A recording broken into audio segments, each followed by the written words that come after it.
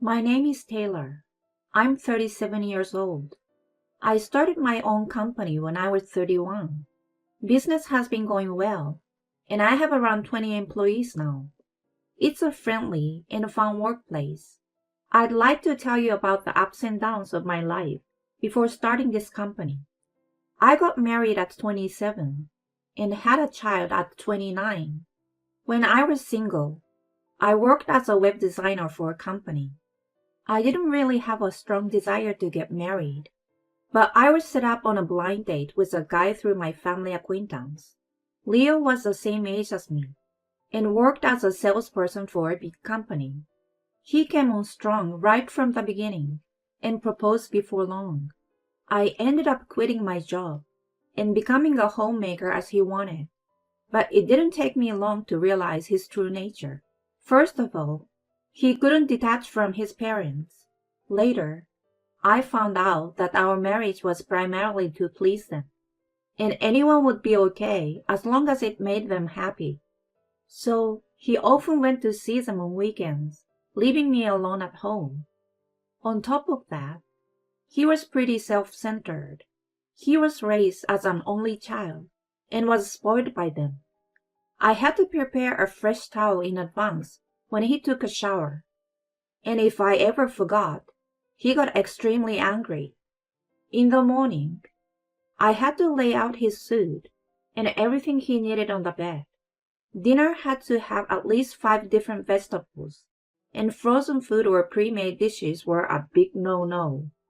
Not only that, but I always had to keep the entire house in an immaculate state. I had to vacuum and mop every morning and evening. Of course, he never lifted a finger to help with any of this. Despite that, I tried my best because I was his wife. Soon after, I became pregnant. Both families were overjoyed, and I hoped that this would be the catalyst for him to change a bit. I was completely wrong. When I had morning sickness and couldn't do housework as usual, he got furious and berated me for not being able to do what everyone else could. As I did my best with chores with my growing belly, he just played games on his phone.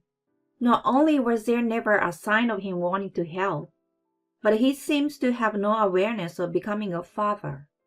I gave birth to a baby girl named Eva. My expectations were in vain, and his selfishness grew even worse after the birth. When I returned home from the hospital, I was greeted with a huge pile of dishes. He hadn't done any housework at all while I was out. I had to juggle taking care of the newborn while straightening up the house for a while. As usual, he never showed any gesture of appreciation whatsoever. On the contrary, he said that I should have been able to finish something as basic as that in no time.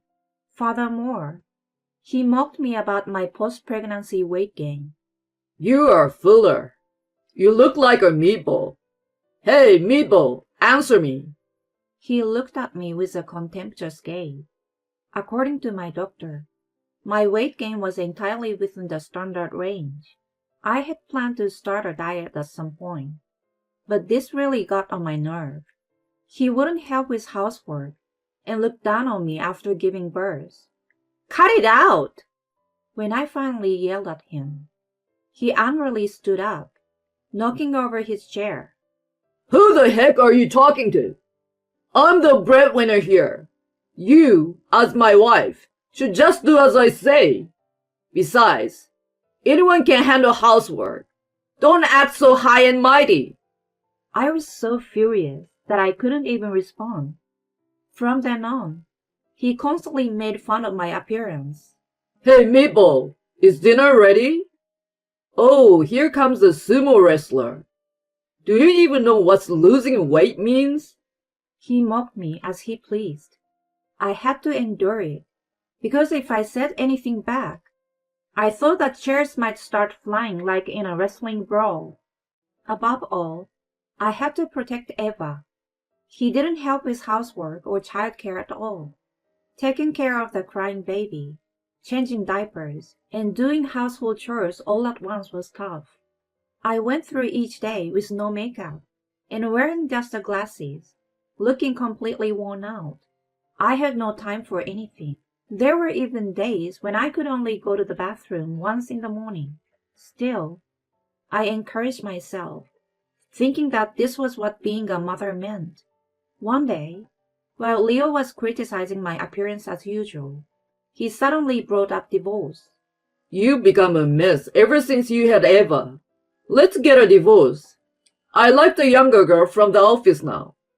By the way, Eva looks just like you, chubby like a meatball. What did you just say? I couldn't believe my ears. You've been overweight for a long time. I can't take it anymore. I like slender women. Pack your stuff and get out ASAP. His argument was completely absurd. What nonsense are you talking about? I can't do that. Confused, I immediately contacted his parents. Leo wants a divorce because I had a child and lost my looks. Can you please put some sense into him? Contrary to my frantic state, my in-laws remained indifferent. If he says so, it must be true. It's evidence that you haven't made enough effort. What have you been doing? You shouldn't upset my son. I had no choice but to despair. Get out already. I have no interest in someone who's given up being a woman. How are Eva and I supposed to live from now on? I don't care. You should learn to stand on your own feet. Bye-bye, meatball mom and baby. I had reached my limit with his repeated insults. That very day, I decided to live with Eva. I didn't cry. To be precise, I couldn't even cry. I was rather outraged by him, who had insulted not only me, but also our own daughter. With nowhere else to go, I turned to my parents for help. They had my younger brother and his wife living with them, and they had a baby of their own, roughly the same age as Eva. I thought it would be a burden for them if we moved in, but I had no other option. When I asked if we could stay for a while, both my parents and my brother's family warmly welcomed us. I shared the whole story with them and mentioned my marriage was over. They encouraged me to stay as long as I needed. That was when I finally shed tears. I couldn't stop crying, feeling their warm support. Then my brother's wife, Emma, made a suggestion. You probably need a lawyer now. I used to work as a secretary at a law firm before I got married. A friend of mine still works there, so I can introduce you. Thanks to her, I met a competent lawyer a few days later. Sophia was in her early 40s with her own divorce experience, and she was very empathetic and helpful during our consultations. We had several rounds of divorce negotiations, but we couldn't reach an agreement easily. Leo refused to pay child support. Sophia, after a brief preamble about wanting to tell me her personal opinion, said, Your husband is arguing that you've neglected your duties as a woman and prioritized the child. He's like a selfish child in a man's body. He married you to please his parents, and controlling you is the goal of his marriage. I don't want to discourage you from pursuing child support, but I also think it might be best to completely sever ties now. Both he and his parents are unreasonable people. Instead of dealing with them, I think looking toward the future is more constructive. She spoke seriously, and something inside me snapped. The reasons for divorce were so flimsy. The insult he hurled at Eva at the brink of separation was too much. Dealing with him any longer was unbearable. I wanted to be free from him as soon as possible. I made up my mind. I was determined to raise Eva on my own and find happiness beyond this point. From now on, you need to work hard to support your daughter. Are you really ready? I sure am, I replied firmly, making a commitment to face the future head-on. When the divorce was filed, I resumed my work as a freelance web designer. Fortunately, it was a popular field, and I started getting steady work even as a freelancer. I worked tirelessly, designing day and night, and juggling nursing and childcare along the way. As a freelancer, I launched a website and made full use of social media, like X and Instagram for marketing. As a result of my efforts, I was able to earn roughly the same income as Leo in about a year. Moreover, I won an excellent award in a web design contest, which brought in even more work. Then, I started my own design company. During the times when I couldn't manage everything on my own, Emma helped as a secretary. I also had the assistance of part-time employees, allowing the company to run smoothly. As the business grew, I realized the need for sales efforts. So my brother, who had previously worked for a major advertising agency, quit his job and became the sales manager. With his natural business acumen, he built on the social media-focused marketing I had been doing and expanded into advertising using traditional media. The performance soared in no time. As my company gained recognition, I started paying more attention to my appearance. At the time of the separation, I was always struggling, with no makeup and just wearing glasses, while my determination remained the same. Being in the position of a CEO meant I couldn't help but be conscious of the perception of my employees and clients. So I graduated from the plain look, invested in branded suits and bags, got a neat professional hairstyle, and kept my makeup subtle enough not to appear overbearing. I realized that my confidence and pride as a business owner were reflected in my appearance. One day after work, I went to a restaurant in Chelsea with Emma. It had a great atmosphere and was one of my favorites. The staff were friendly and always recommended the daily specials, so choosing a dish was easy. Above all, despite being an upscale restaurant, it didn't have a snobbish atmosphere, which I liked. While we were chatting at our table, I noticed a familiar face approaching. It was Leo. You seem to be doing well. He brought water to our table, wearing a big smile on his face. He was working as a waiter at this restaurant. He acted over-friendly, unlike a typical waiter, and the arrogance he had before our divorce flashed through my mind, making me feel nauseated. "Oh, it's you. You seem to be doing fine too," I responded with a smile. After our divorce, I had heard through the grapevine that he had lost his job due to his relationships with female colleagues. I hadn't heard much about his whereabouts since then, but my relatives who frequented this restaurant recently informed me that he had started working as a waiter there. Emma and I had come there out of curiosity, pretending not to know anything. You're looking great. His attitude, as if he had forgotten the way he had ridiculed me in the past, immediately put me in battle mode. "You're annoying. Get out of my sight." Come on, don't be so cold. You're running your own business, right? I was surprised to see an article in the magazine. Let me work for you, huh? I couldn't believe his audacity. I'm not quite sure what you're talking about." Oh, come on. We used to be married, you know. How about giving it another try? "Quit joking around. Go away. You're ruining my dinner." I made a shooing gesture with my hand. Immediately, he started fuming. How dare you give me an attitude? "The one without the right attitude here is you. I'm a customer." What the heck? A woman like you acting all high and mighty. It pisses me off. Don't forget you used to live off me. He has been divorced by me and fired from his job, but showed absolutely no remorse. It was amazing how people like him existed in the world. Amidst the heated exchange, I remained strangely calm.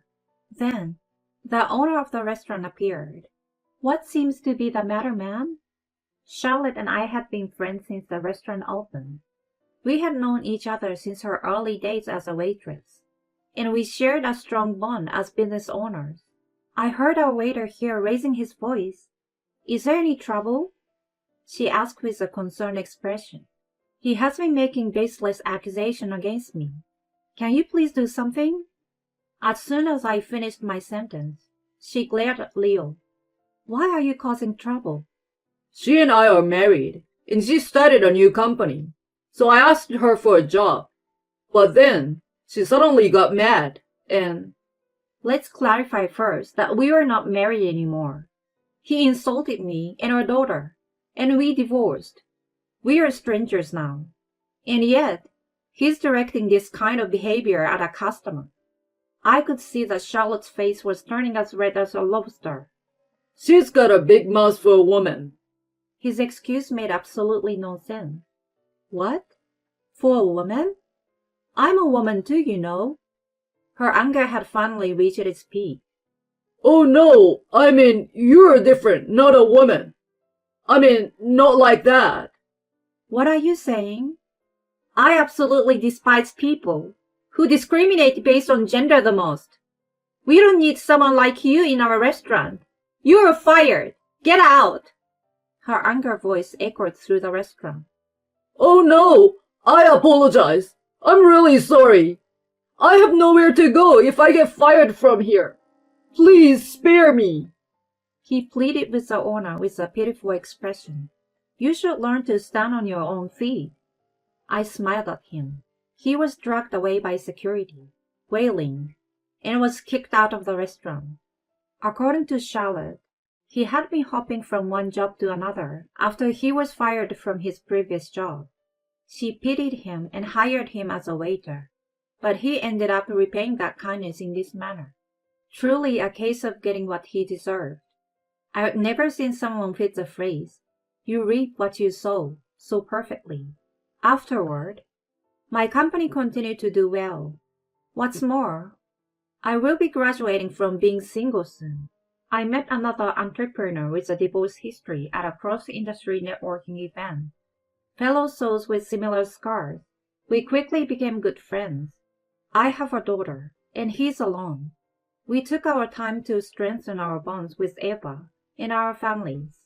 We decided to start a new family together by next spring. My new partner is loving and kind for a change.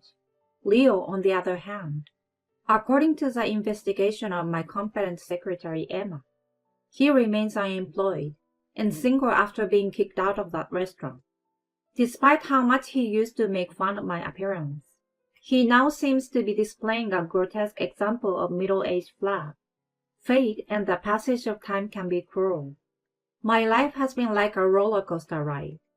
I got married, had a child, got divorced, started working, and established a company. I've learned the meaning of you reap what you sow all too well. If there is someone out there feeling like they're in the middle of a dark tunnel with no end in sight, I want to say this. There is always an exit. There is no night without a dawning. By the way, the lawyer who supported me through my divorce is now our company's legal advisor.